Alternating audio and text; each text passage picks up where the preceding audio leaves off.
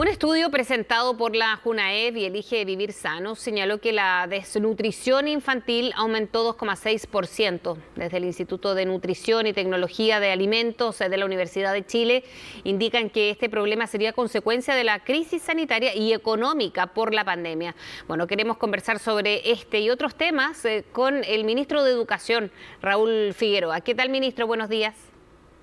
Muy buenos días, Frecia. Muy bien, muchas gracias. Bien, comenzamos con esta preocupación, ¿no? Es un estudio que habla de la mala alimentación que se ha agudizado además, ministro, con la pandemia en el último año ya. Efectivamente, de acuerdo a las evaluaciones que se hacen periódicamente, hemos podido ver cómo el sobrepeso ha aumentado en el mundo escolar, ¿cierto? En los jóvenes de edad escolar.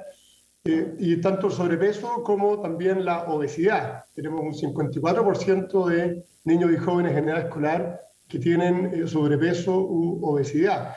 Y ciertamente es una situación que es preocupante porque ese aumento coincide también con el periodo tan prolongado de inactividad física que como consecuencia de la pandemia los niños y jóvenes han tenido.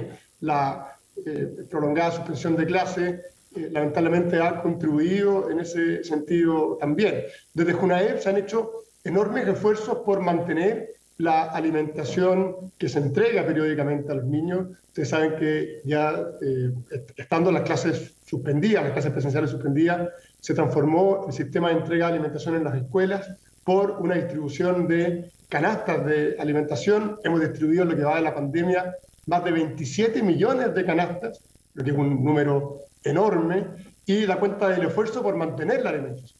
Pero obviamente las circunstancias son complejas, la falta de actividad física, una alimentación diferente en este caso también puede influir, y es por eso que, entre otras cosas, hemos promovido la actividad física, tratar de que los establecimientos adecúen sus horarios, los que están en cuarentena, para que los jóvenes puedan hacer actividad física, y lo más importante, en la medida que salgamos de las cuarentenas, ir generando ya reaperturas de los establecimientos educacionales, como está ocurriendo en aquellos territorios donde la cuarentena ya no es una medida que se está aplicando. Bien, ya vamos con eso, ministro, pero le quería preguntar si usted adhiere en las ideas de algunos parlamentarios, de la senadora Sabat, que ha insistido en tener una franja horaria especialmente para los niños, porque dentro de los estudios que se han realizado, además, se habla de una salud mental muy golpeada, sobre todo en la primera infancia, ¿no? Desde prekinder hasta cuarto básico. ¿Eso de qué manera pretende desde el Mineduc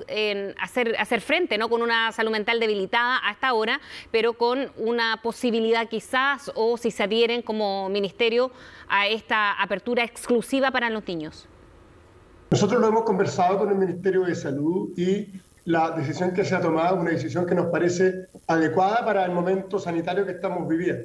Y es el poner el máximo esfuerzo para que la franja horaria de la mañana, entendiendo que tiene ciertas restricciones, sea la que se aproveche, porque abrir otras franjas horarias lamentablemente puede generar distorsiones en el manejo sanitario. La cuarentena es una medida excepcional y por tanto durante las cuarentenas las libertades en ese sentido se restringen con bastante más fuerza. Hay que tratar de que esa medida sea lo más reducida posible y para ello el cumplimiento estricto de esas condiciones nos parece lo más adecuado. Y por eso es que acá hay que compatibilizar el mejor aprovechamiento de la franja Elige Vivir Sano durante las mañanas y tratar de cumplir al máximo esas restricciones para que las cuarentenas sean lo más breves posible. Creemos que, tal como lo ha señalado el Ministerio de Salud, ese debiese ser el principal objetivo. Entendemos y hemos sido parte importante del trabajo para buscar mejoras tanto en la salud física como mental de los alumnos. El tema del bienestar socioemocional de los jóvenes es una prioridad para nosotros,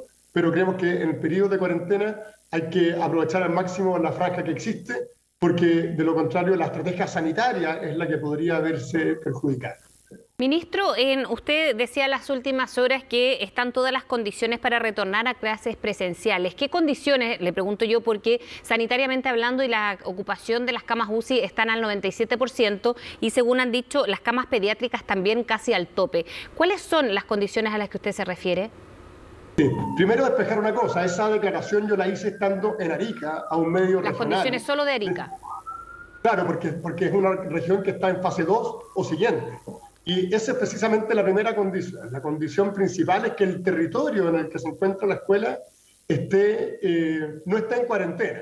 Hemos sido claros en señalar que durante las cuarentenas el cumplimiento de esa medida debe ser estricto, pero una vez que sale un territorio de cuarentena, sí, en ese momento los establecimientos deben recuperar la presencialidad. ¿Bajo qué condiciones? Primero, cumpliendo con los estrictos protocolos sanitarios de organización y cuidado interno, que significan el distanciamiento físico de 1 metro. Por tanto, no en todos los colegios pueden ir todos los alumnos al mismo tiempo, sino que deben organizarse turnos para que vayan alternando la presencialidad, el distanciamiento físico, el lavado de manos, la ventilación permanente de las salas de clase y el uso adecuado de la mascarilla. Eso unido a otros elementos que se han ido incorporando, que le dan aún mayor seguridad al proceso. Me refiero fundamentalmente a la vacunación de los trabajadores de la educación. Sí, es que también le quería preguntar eso, porque ahora hay varios elementos, las condiciones, por eso yo le decía si es que estas eran o cuáles eran para considerar ya abrir los colegios y de manera presencial. El tema es que en Arica ha bajado también la vacunación y solo 1/3 de la población que debiese estar vacunada ahora no lo está. Entonces, ¿cómo ustedes, como Mineduc, van a ir abordando además esos elementos externos dependiendo de cada zona del país?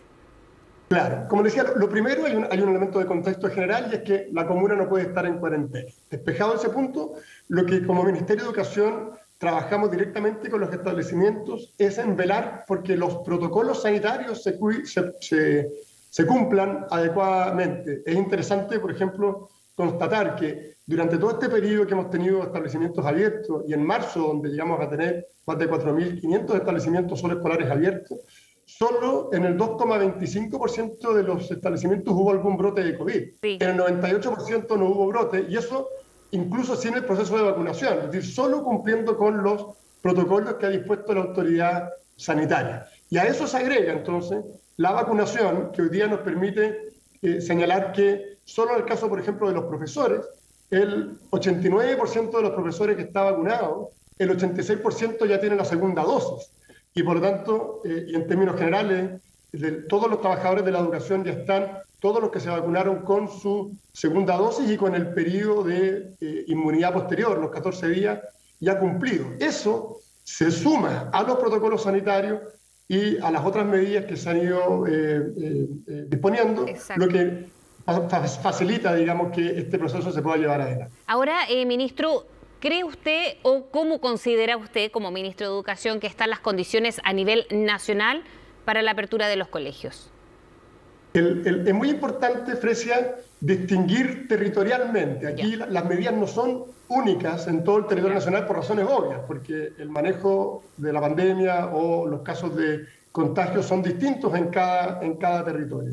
Y es por eso que hay que distinguir. Primero, desde el punto de vista de los establecimientos, el 100% de los establecimientos en Chile presentó en el verano su plan de funcionamiento para organizarse en torno a la presencialidad, de distintas maneras, dependiendo las dimensiones del establecimiento, el número de alumnos, pero el 100% presentó ese plan y está en condiciones de cumplirlo, junto a las ayudas que se han entregado, como flexibilidad en el uso de ciertos recursos, apoyo para mejorar el mobiliario y la infraestructura, kits sanitarios. Ahora, obviamente, eso depende a nivel nacional de la realidad de cada comuna en términos del paso a paso. Como lo hemos dicho, si está en cuarentena, bueno, tiene que esperar que pase la cuarentena, pero saliendo de la cuarentena ya empiezan a operar. De hecho, hoy día tenemos a nivel nacional más de 1.300 establecimientos abiertos. Solo en los últimos días, después de las últimas modificaciones al paso a paso, se reincorporaron rápidamente 300 establecimientos educacionales. Y eso da cuenta de cómo los colegios que tuvieron la oportunidad de abrir al principio de año, apenas pueden, lo vuelven a hacer, porque la experiencia para esas comunidades es muy positiva. Yo le contaba que estuve en Arica el viernes pasado, hace un par de semanas atrás estuve en la región de Aysén, regiones donde, por ejemplo, en Arica cerca del 70% de los colegios están abiertos. En la región de Aysén el 85% de los establecimientos están abiertos, porque ahí se dan las condiciones sanitarias y las comunidades van también recuperando la confianza en que esto es posible y que es muy necesario. Cuando uno conversa con los alumnos, por ejemplo, alumnos el viernes estuve mucho con alumnos técnicos profesionales que estuvieron prácticamente un año o más de un año sin poder llevar adelante su formación práctica. Y el hecho de volver al establecimiento, ¿Ministro? recuperar esa formación práctica, es para ellos tremendamente beneficioso. Hoy tenemos reporte presencial y seguramente podemos tener novedades de lo que pasa aquí en la región metropolitana.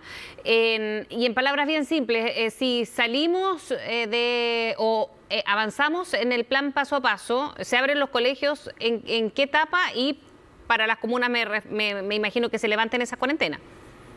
Efectivamente, si en alguna comuna de la región metropolitana se levanta la cuarentena, los establecimientos educacionales de ese territorio pueden, desde el momento en que la cuarentena se levanta, volver a tener actividades presenciales. ¿Eso sería a mitad de semana, por ejemplo, o como Ministerio de Educación, o va a depender también de cada establecimiento los plazos que se dan? Porque cuando se levanta la cuarentena habitualmente son 48 horas antes, ¿no?, desde Claro. que puedan comenzar a concretarse.